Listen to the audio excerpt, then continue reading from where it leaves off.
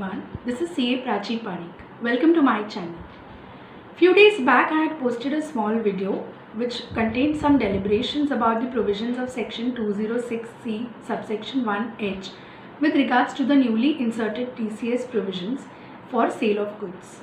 In today's short video, I am trying to cover the other subsection which was inserted by Finance Act 2020 and which is effective from 1st October 2020, which is related to TCS in respect of sale of overseas tour program package by tour operators and amounts received by authorized dealers towards certain remittances made by individuals under the LRS. So let us move on to discussing the provisions in brief. So section 206C subsection 1G has a twofold application. The first is situations wherein authorized dealers are under an obligation to collect TCS. So what this aspect of the section states is that supposing an authorized dealer is in receipt of some amount from an individual which is to be remitted abroad, the authorized dealer is now under an obligation to collect TCS at the rate of 5% if at all the aggregate amounts which he is received for the financial year cross the threshold of 7 lakhs. So as individuals, if we are remitting some money abroad for any of the purposes covered under LRS, be it for travel purpose, educational purpose, for the purpose of incurring certain medical expenses, etc., there is a threshold criteria of 7 lakhs which has been specified, and if at all we cross that criteria in one financial year, TCS will have to be additionally borne by us, so as to the authorized dealer will be collecting that percentage of amount from us and paying it to the credit of the government. One aspect one should note here is that if at all the remittance through an authorized dealer is in connection with any expenses which are incurred for, say, for the overseas tour program package by that individual, in that case the threshold criteria of 7 lakhs is not applicable and TCS will have to be made irrespective of the amount being remitted.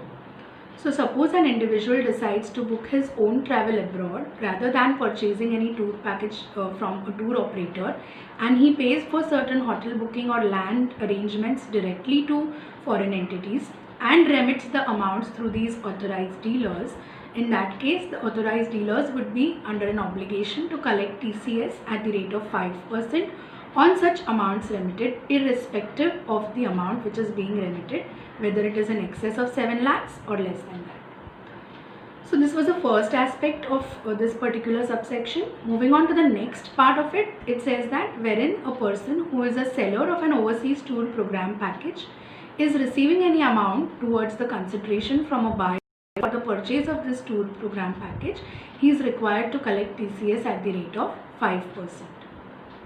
So in this scenario, supposing we go to maybe SOTC or Hina Tours or Kesri Tours and purchase a particular overseas tour package, we would have to pay 5% of the cost of that package extra, which would be collected by the tour operator towards TCS and paid to the credit of the government in the prescribed manner. So this was about the provisions in brief which the section gives out. Now let us look at some interesting aspects which come out of this section. First of all, if the remittance is for educational purposes and the remittance is out of an amount which has been obtained by way of a loan from a financial institution, the rate of TCS in this case is going to be 0.5% as against the 5% which is usually the case. So they have given some sort of relief wherein the remittances are on account of educational purposes and that too out of money which is taken by way of loan from financial institutions. So supposing an individual is remitting some money for the purpose of education abroad from his own savings or from private loans, in that case the rate of TCS would still continue to remain at 5%. Second interesting thing which one has to notice, as of now, there is no special relief or carve out in respect of remittances made for medical purposes.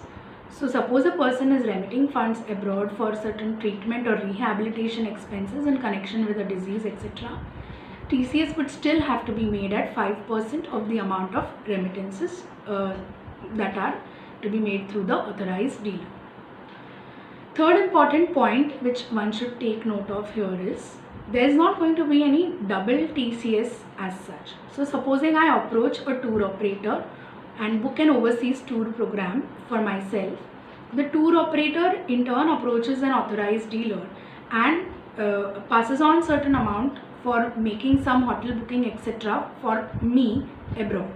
So typically in this transaction, the tour operator has already collected the TCS from me when I purchased this tour package, and he is exhausting my LRS quota when he incurs these kind of hotel booking etc. expenses on my account through remitting amounts through the authorized dealer.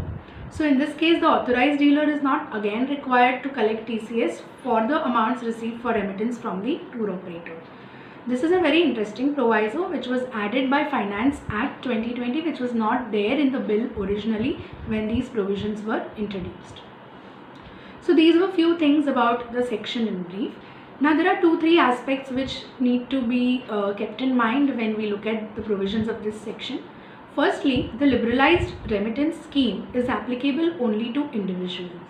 So all assessees other than individuals, be it corporates or LLPs or partnership firms per se, they are not covered by the liberalized remittance scheme.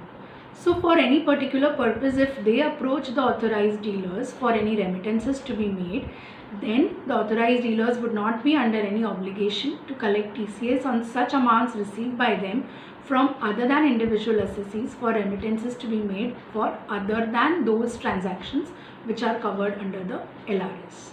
Now this would bring to our mind a very interesting situation. Suppose a person who is an employee of a company is required to travel abroad for business purposes. In case this individual himself goes and makes a remittance to cover his travel expenditure, then there would be a levy of TCS which would be additionally collected from him. But if his company goes and makes these kind of arrangements for him, then the authorized dealer would not be required to collect TCS, since this transaction would be outside the scope of LRS. This is the first thing. And the second point which I would like to just leave here open for discussion, I would say, is the authorized dealers are not just engaged in making remittances abroad, but they are also engaged in over the sale counter of foreign currency and at times also pre-filled cards, forex cards, for the purpose of travel. Now when we speak of remittance, the term essentially means or implies payment from one particular account to another account. So when I am selling foreign currency over the counter, the question which arises here is whether this qualifies as remittance so as to warrant collection of TCS by the authorized dealer. I would say this is still a grey area, because in substance, if we look at the kind of transaction which is covered, there might be a view that TCS is required to be collected if at all the purpose is covered under the LRS. However, looking at the strict meaning of the words which are involved here, when I talk of remittance, it would usually not cover sale of foreign currency over the counter. So another equally strong view is that there would probably not be any levy of TCS in this case. So these are the provisions of section 206C1G, that is, which was introduced by Finance Act 2020, and a few resultant issues which arise therefrom. I hope you find this video useful. For more updates, please subscribe to my channel CA Prachi Parekh. Thank you.